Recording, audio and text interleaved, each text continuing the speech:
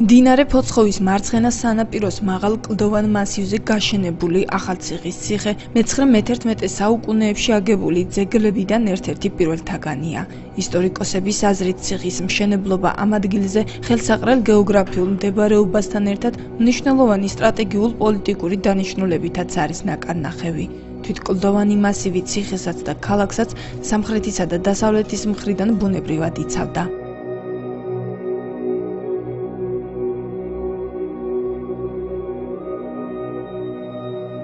ციხე სამცხის გზაჯვარედინზე მდებარეობს.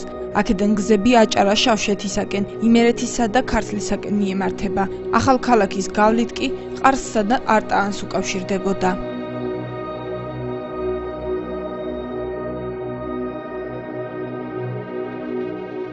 დაარსებიდანვე ქალაქი წარმოადგენდა სამცხე-ჯავახეთის და საერთოდ მესხეთის, შეიძლება ასე ითქვას, ცენტრს, პოლიტიკურს, ადმინისტრაციულს, ეკონომიურს, კულტურულ ცენტრს.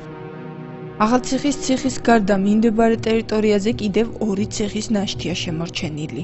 ესენია ყულებისა და შურის ციხის ნანგრევები. ყულების ციხე წმინდა ჯვრის სახელობის ტაძრის მიმდებარე ტერიტორიას მოიცავდა, ხოლო შურის ციხე რაბათის ციხის მოპირდაპირე მხარეს კლდეზე იყო განლაგებული. მათ შორის არსებულმა კარიბჭემ ჩვენს ეპოქამდეც მოაღწია. ჩვენ ციხის ტერიტორიაზე გვაქვს ასევე მიმდებარე ადგილი კარიბჭე ჩვენგან მოშორებით არის და აი დასავლეთ ნაწილში არის ეგრეთ წოდებული შავი გორა, რომელსაც ადრე ეძახდნენ ხოლმე შურის ციხეს. ეს კომპლექსი მთლიანად ისეთნაირად არიან დამოუკიდებელი, რომ თავიანთ ციხეებში თვითონ იდგნენ ავტონომიურად, ჰქონდათ თავიანთი დაცვითი ფუნქციები. თუ დაკვირვებული თვალი არ ნახავს ამ გორას, ისე ვერ შეამჩნევს აქ რანაირი კვალი იყო, სამოქალაქო იყო თუ სამხედრო დანიშნულების სტრატეგიული როგორი იყო და ყველაფერ ამას ერთად მთლიანად ჰქონდა ახალციხის ციხის დაცვითი ნაწილი. ძალიან შეზღუდული იყო შემოსასვლელად, ჯარი ამ ორ ციხის შუა ვერ შემოვიდოდა და ეს აუღებელ მხარით ითვლებოდა. ისტორიკოსი დავით კოჟორიძე წიგნში განახლებული მესხეთის ქალაქი აღნიშნავს, რომ ახალციხის წარმოშობის შესახებ პირდაპირი ცნობები საისტორიო შრომებში ნაკლებად მოიპოვება. მატიანე ქართლისა ეს ცნობით მე-9 საუკუნეში აფხაზთა მეფის ბაგრატის ცოლისძმამ შეიპყრნა სამნი ციხენის სამცხის, ოძრხე ჯუარის ციხე და ლომსიანთა, გვარა მისვე აღშენებული. გვარა მამფალი ტაო-კლარჯეთის სამთავროს დამაარსებლის აშოტ პირველი კურაპალატის უმცროსი შვილი იყო. იგი მე-9 საუკუნეში მოღვაწეობდა.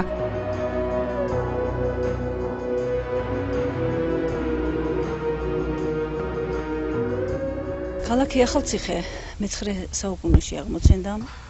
ისტორიული წყაროების მიხედვით ამ ქალაქის აღმშენებელი ყოფილა გვარა მამფალი, ტაო-კლარჯეთის სამეფოს მეფის აშოტ კურაპალატის ძე. უნდა აღინიშნოს, რომ ჩვენს ქალაქს თავდაპირველად ლომსია ეწოდებოდა.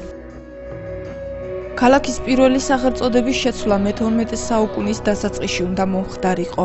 ისტორიკოსთა მოსაზრებით ქალაქის სახელწოდების ცვლილება ახალი ციხის მშენებლობას ან ძველი ციხის განახლებას უნდა გამოეწვია. მემატიანე ქალაქის ახალ სახელწოდებას პირველად მე-12 საუკუნეში მოღვაწე ცნობილი სარდლების, შალვა და ივანე ახალციხელების დახასიათებისას იხსენიებს.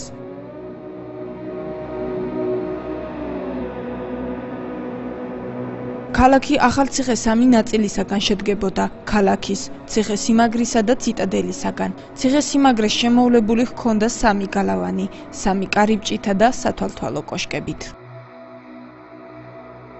ტერიტორიულად თვითონ ახალციხის ციხე თავისი გალავნის მიხედვით შედგებოდა სამი მწკრივი გალავანისაგან. სამივე გალავანი იყო ისეთნაირად დაცული, ისეთი სიმაღლისა იყო, რომ შემოსული მტერი ვერასოდეს ვერ გადალახავდა ზღუდეს ერთს, მეორეს, მესამეს, ისე რომ უკან დასახევი გზა მეციხონეს არ ჰქონდა, ასეთი დამოუკიდებელი ურთიერთობა ჰქონდათ ამ კედლებს შუა ადგილს.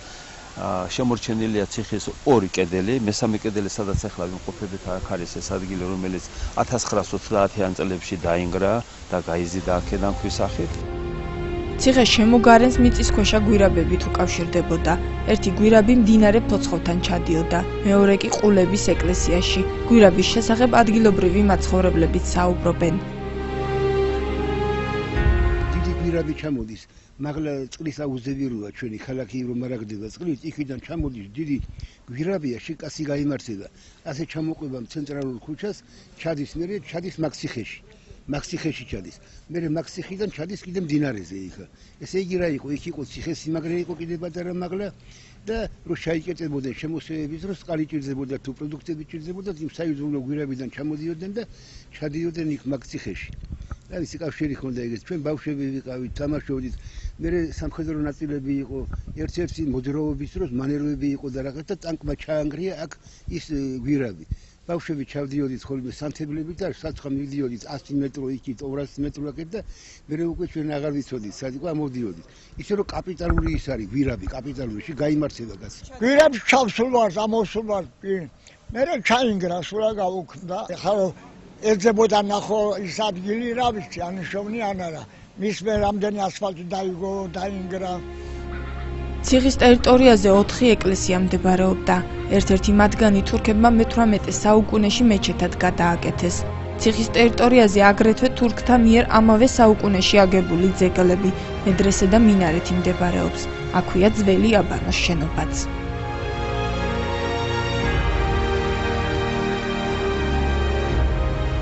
ამ ციხესთან ახლო კავშირი აქვს ამ აბანოებსაც.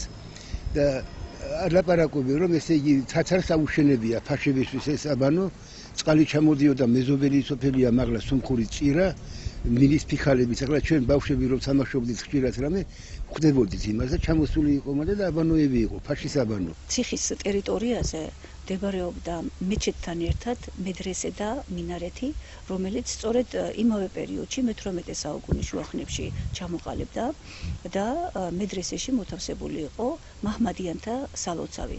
უნდა აღინიშნოს, რომ კავკასიის მასშტაბით ეს სალოცავი ერთ-ერთი ცენტრალური სალოცავი გახდათ და გარდა ამისა მედრესეში განთავსებული იყო სასწავლებელი, სადაც მაჰმადიან სასულიერო პირებს, მოლებს და ხოჯებს ამზადებდნენ. ეს შენობა რა თქმა უნდა დღემდეა შემორჩენილი და მნახველს დაარწმუნებს თავისი ფუნქციის არსებობაში. ახალციხე მე-13-მე-17 საუკუნეებში ამ კუთხის მმართველ ფეოდალთა ჯაყელთა საგვარეულო ციხე ქალაქს წარმოადგენდა. ციხის უბანში ქალაქის არისტოკრატია ცხოვრობდა, ხოლო ციტადელში ქალაქის მმართველი ათაბაგ ჯაყელი იჯდა, თურქთა ბატონობის პერიოდში ეგრეთ წოდებული ახალციხის ფაშა.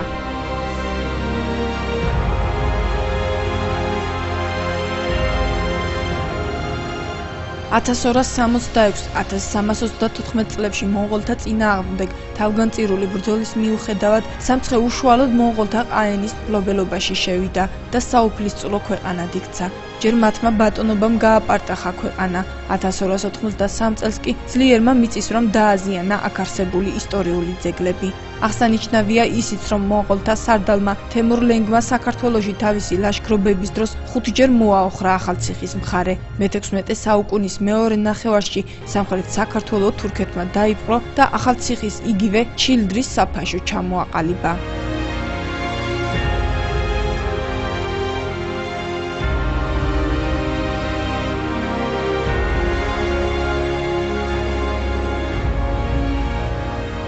მე-17 საუკუნის 20-იან წლებში სამხრეთ საქართველომ პოლიტიკური არსებობა შეწყვიტა. ახალციხის საფაშო საქართველოსათვის დიდი უბედურების, ტყვეთას ყიდვის ცენტრად იქცა. დილეგი სწორედ რაბათის ციხის ერთ-ერთ ნაწილში იყო განთავსებული. მიხეილ თამარაშვილის მონაცემებით მე-17 საუკუნეში საქართველოდან ყოველწლიურად გაყვანილი ტყვეთა რიცხვი 40,000-ს აღემატებოდა. ციხის ტერიტორიაზე იმთავითვე არსებობდა დილეგი, ანუ საპყრობილე, რომელშიც მსჯავრდებულ პირებს ათავსებდნენ. მაგრამ მოგვიანებით, როდესაც ციხე თურქი დამპყრობლების ხელში აღმოჩნდა, დილეგმა სხვა დატვირთვაც შეიძინა. კერძოდ, აქ ათავსებდნენ საქართველოს სხვადასხვა კუთხიდან მოტაცებულ ადამიანებს, მოუყრდნენ ხოლმე ამ დილეგში თავს და ახალციხის გზით ხდებოდა მათი თურქეთში გადაყვანა და თურქეთის ბაზრებზე ყიდნენ მათ. ქართველი ტყვეები განსაკუთრებულად ფასობდნენ თურქეთის ბაზრებზე.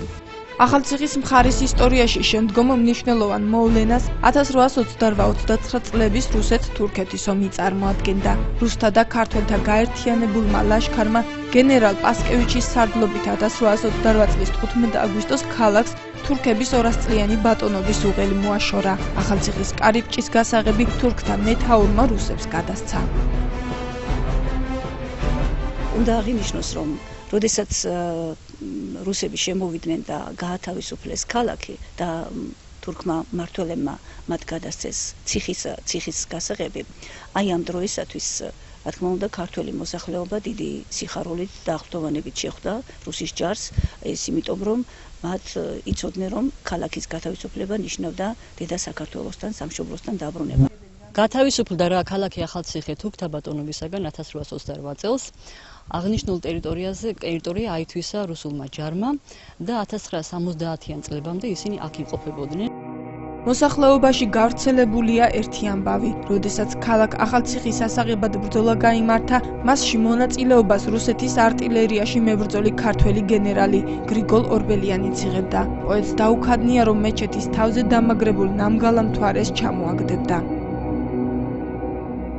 მისთვის მხოლოდ და მხოლოდ ერთი ჭურვი მიუციათ და საკმაოდ შორი მანძილი და რამდენიმე კილომეტრის დაშორებით თურმე რამდენიმე საათის განმავლობაში უმიზნებდა მეჩეთის თავზე დამაგრებულ ნამგალა მთვარეს და მართლაც გრიგოლ ორბელიანს ერთი ზუსტი გასროლით ჩამოუგდია მეჩეთის თავზე დამაგრებული ნამგალა მთვარე და უნდა აღინიშნოს ისიც, რომ მას შემდეგ რაც აქ შემოვიდნენ რუსები, რუსული მმართველობა დამყარდა, თვითონ მეჩეთმაც თავისი დანიშნულება შეიცვალა, იქამდე თუ იყო მაჰმადიანთა სალოცავი, რომელიც თავის დროზე ქრისტიანული სალოცავის საძირკველზე იყო აშენებული, რუსთა შემოსვლის შემდეგ იგი გადაკეთდა ქრისტიანულ სალოცავად, მას მიაშენეს ნაწილი და იქცა ჩვეულებრივ ქრისტიანულ სალოცავად. 1828 წელს 19 აგვისტოს პასკევიჩმა გაანთავისუფლა ახალციხე თურქებს. აიღო რაბათში ციხე და აქ იყო უნიკალური ბიბლიოთეკა, რომელშიც ძალიან უნიკალური ისინი იყო, წიგნები იყო და ეს წიგნები სულ და გადასცეს რუსეთში. ციხის ტერიტორია ქართველთა და რუსთა ჯარის ნაწილებმა დაიკავა, რომელმაც ციხის ნაგებობები მხოლოდ გასული საუკუნის 70-იან წლებში დატოვა. ამის შემდეგ ციხის ტერიტორიაზე სამცხე-ჯავახეთის ისტორიული მუზეუმი განთავსდა. ჩვენი მუზეუმის განლაგებას ციხის ტერიტორიაზე უაღრესად დიდი მონგებიანი იყო ეს, რა თქმა უნდა, მნახველის თვალსაზრისით, რადგან ისინი მნახველი პირველ რიგში აღიქვამს ამ უძველეს საქართველოს უძველეს, ასე ვთქვათ, ციხეს აღიქვამს, ის მნახველი მოდის აღფრთოვანებაში პირველ რიგში, შემდეგ შემოდის ჩვენს საგამოფენო დარბაზებში, აქ ჩვენი კუთხის უძველეს ულამაზეს ისტორიას ეცნობა და აღფრთოვანებული ტოვებს მუზეუმს. გარდა ამისა, უნდა აღვნიშნო ის ფაქტიც, რომ ხშირად უცხოელი ტურისტები, როცა ხვდებიან ასე ახალციხეში, ისინი შორიდან ხედავენ ჩვენს ციხეს, ინტერესდებიან ამით, რა თქმა უნდა, მობრძანდებიან ხოლმე და შემდეგ აღმოაჩენენ, რომ აქ მუზეუმი არსებობს და ორმაგად, ასე ვთქვათ, კმაყოფილები რჩებიან როგორც მუზეუმით, ასევე ციხის ტერიტორიის ნახვით. ახალციხის ციხის ისტორიას კიდევ ერთი საინტერესო ფაქტი უკავშირდება.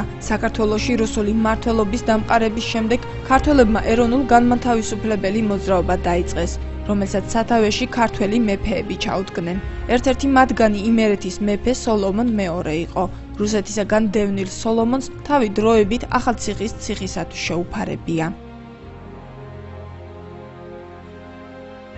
გარკვეული პერიოდი მოუხდა ამ ციხეში დაყონება, შემდეგ კი გადავიდა თურქეთში და მოგეხსენებათ ისიც, რომ სწორედ თურქეთში გარდაიცვალა სოლომონი. მოგვიანებით კი, კერძოდ იგი დაკრძალული იყო ტრაპეზონში. მოგვიანებით კი 1990 წელს მონარქისტულმა პარტიამ უდიდესი მისია შეასრულა სოლომონის საძვალე, საფლავი მოძებნა და ისევ სამშობლოში დააბრუნა. და რამდენადაც იგი ახალციხიდან გადავიდა თურქეთში, მისი ნეშტი გარკვეული დროით კიდევაც იქნა დასვენებული ახალციხის ციხის ეზოში. აქედან კი ისევ იმ გზით, რა გზაც გამოიარა, იგი გადაასვენეს ქუთაისში. ადგილობრივებში ერთი გადმოცემაც არსებობს, როგორც ისინი ამბობენ, რაბათის ციხე თამარ მეფის საკუთრებაში ყოფილა, თუმცა სამეცნიერო ლიტერატურაში ამის შესახებ ინფორმაცია არ არსებობს. მშობლებიდან და გადმოცემით ვიცი, რომ თამარ მეფის ციხით მოიხსენიებდნენ ამ ციხეს, რამოდენიმე ციხე აუშენებია მას თავისი მეფობის დროს. და მგონი ეს ერთ-ერთი ეს ყოფილა, იმიტომ რომ ვარძიასთან ის ძალიან ახლოს იყო ხოლმე რამე და სამცხე სათაბაგო მოწყვეტილი იყო საქართველოს და როგორც ვიცით ცალკე იყო გამოყოფილი და მონობის ქვეშ იმყოფებოდა თავარი როგორც დაიპყრო და შემოიერთა მგონი ეს ციხეც იმას აუშენებია. ქალაქი ახალციხე არქეოლოგიურად შეუსწავლელი და კონსერვირებულია. ისტორიკოსები ამბობენ, რომ მისი შესწავლა ნათელს მოჰთენს მის ხნოვანებას. მათი აზრით არ არის გამორიცხული ახალციხის ციხეც და თვითონ ქალაქიც არა მე-9 საუკუნის, არამედ გაცილებით მეტი ხნის აღმოჩნდეს.